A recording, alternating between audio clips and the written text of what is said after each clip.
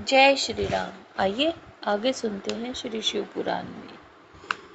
भगवान शिव के द्वारा परिकल्पित जो नामाष्टकम्य योग है, उसके द्वारा सहसा शैवी प्रज्ञा का उदय होता है। उस प्रज्ञा द्वारा पुरुष शीघ्र ही सुस्थिर परम ज्ञान प्राप्त कर लेता है। जिसके हृदय में वह ज्ञान प्रतिष्ठित हो जाता है, उसके ऊपर भगवान शिव प्रसन्न होते हैं।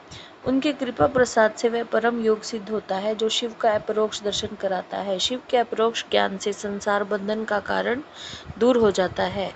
इस प्रकार संसार से मुक्त हुआ पुरुष शिव के समान हो जाता है। वह ब्रह्मा जी का बताया हुआ उपाय है, उसी का पृथक वर्णन करते हैं। शिव, महेश्वर, रुद्र, विष्णु, पितामह ब्रह्मा, संसार वैद्य, सर्वज्ञ और परमात्मा, ये मुख्यतः 8 नाम हैं, जो 8 मुख्य नाम शिव के प्रतिपादक हैं। इनमें से आदि 5 नाम कमर्षय, शांत्यतर आदि 5 कलाओं से संबंध रखते हैं और उन 5 उपाधियों को ग्रहण करने से सदाशिव आदि के बोधक होते हैं। उपाधि की निवृत्ति होने पर इन भेदों की निवृत्ति हो जाती है। वह पद ही नित्य है, किंतु उस पद पर प्रतिष्ठित होने वाले नित्य कहे गए हैं। पदों का परिवर्तन होने पर पद वाले पुरुष मुक्त हो जाते हैं। परिवर्तन के अनंतर पुनः दूसरे आत्माओं को उस पद की प्राप्ति बताई जाती है, पर उन्हीं के वे आदि 5 नाम नियत होते हैं। उपादान आदि योग से अन्य 3 नाम संसार वैद्य, सर्वज्ञ और परमात्मा भी त्रिविध उपाधि का प्रतिपादन करते हुए शिव में ही अनुगत होते हैं। अनादिमल का संसार गुण में पहले से ही नहीं है और वे स्वभावतः अत्यंत शुद्ध स्वरूप हैं, इसलिए शिव कहलाते हैं। अथवा वे ईश्वर समस्त कल्याण में गुणों के एकमात्र घनीभूत विग्रह हैं, इसलिए शिव तत्व के अर्थ को जानने वाले श्रेष्ठ महात्मा उन्हें शिव कहते हैं। 23 तत्वों से परे जो प्रकृति बताई गई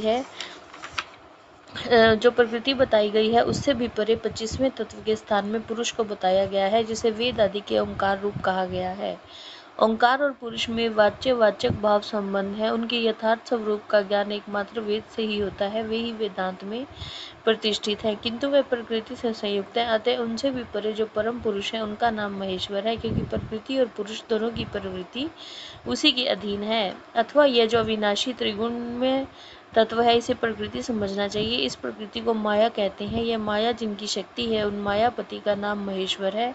महेश्वर के संबंध से जो माया अथवा प्रकृति में शोभ उत्पन्न करते हैं, वे अनंत या विष्णु कहे गए हैं। वे ही कालात्मा और परमात्मा आदि नामों से पुकारे जाते हैं। उन्हीं को स्थूल और सूक्ष्म रूप भी कहा गया है। दुख अथवा दुख के हेतु का नाम सत्य है। जो प्रभु उसका द्रवण करते हैं, उसे मार भगाते हैं, उन परम कारण शिव को साधु पुरुष रुद्र कहते हैं।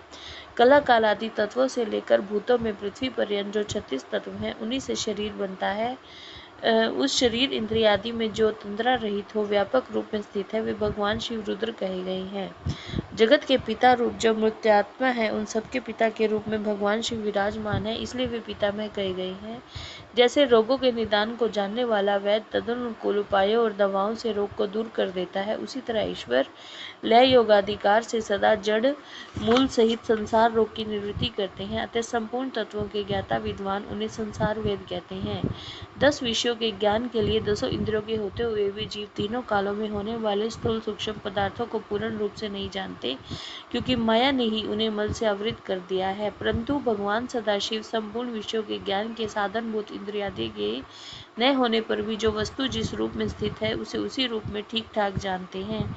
इसलिए वे सर्वज्ञ कहलाते हैं। जो इन सभी उत्तम गुणों से नित्य से युक्त होने के कारण सबकी आत्मा है और जिनके लिए अपने से अतिरिक्त किसी दूसरे आत्मा की सत्ता नहीं है, वे भगवान शिव स्वयं ही परमात्मा है। जय श्री राम।